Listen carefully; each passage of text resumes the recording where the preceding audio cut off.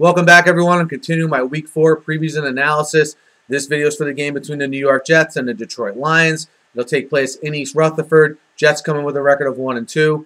Lions with a record of 2-1, coming off of a very good NFC North Division win at home versus the Packers last week.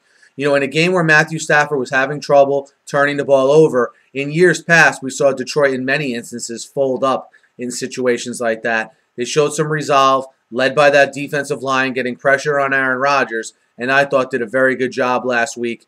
Sort of, again, winning a game that's uncharacteristic for them to win in years past, especially against Aaron Rodgers and the Packers. So I thought that was a good sign. You figure the Lions in this one should have an easier time passing the ball than they did last week. That Jets secondary isn't very good. You saw last week how good even Martellus Bennett was from the tight end position. Can Brandon Pettigrew and Eric Ebron duplicate that?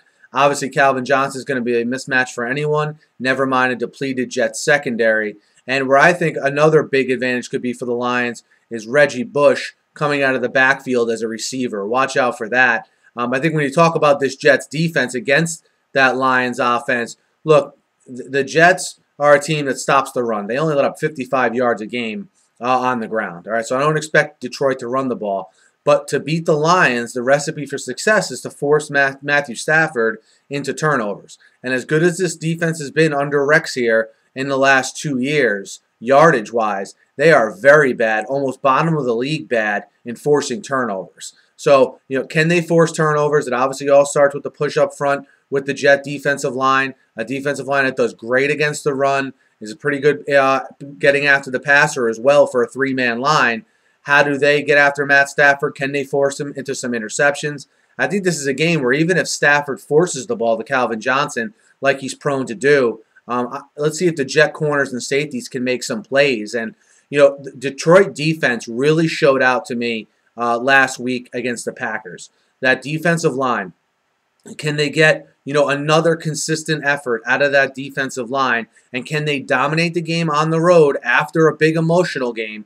Can they come back and dominate an interior offensive line that I think they can very well dominate again in the Jets if their minds are in it and they're all focused? We'll see. You know, we know if they get after Geno Smith, he's prone to making some questionable decisions as a young quarterback, sort of part of his learning curve. Something big for the Jets to monitor from a Jet offensive standpoint is the health of Eric Decker. Now, Decker played last week but was limited, left the game with a hamstring issue. He practiced today, so even if he tries to give it a go, how effective is he going to be? Because you have to remember, if he's not effective, they turn into the same offense they were last year, where they're relying on Jeremy Curley to be superhuman when he's a really good receiver, but he's not a great receiver. And if they push him back into the number one role, you have the Greg Salases of the world lining up outside too. That's not a place the Jets want to be from an offensive standpoint.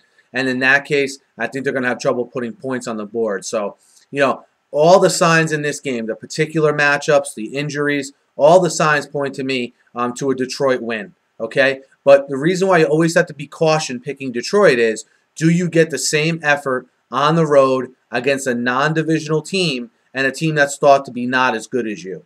You know, that's something, a hurdle that the Lions have to overcome, and it's why they brought Jim Caldwell in the door. But I think they do it this week because I just think the Jets don't have enough on offense to keep up with them. I like the Lions -1.5 on the road at MetLife Stadium. Guys, let me know what you think. Hit me up in the comments. Hit me up on Twitter. I'm previewing every game, so if you haven't checked those out, be sure to. Subscribers, can't thank you all enough. If you're not subscribed, be sure to. Thanks as always for listening, and have a great day.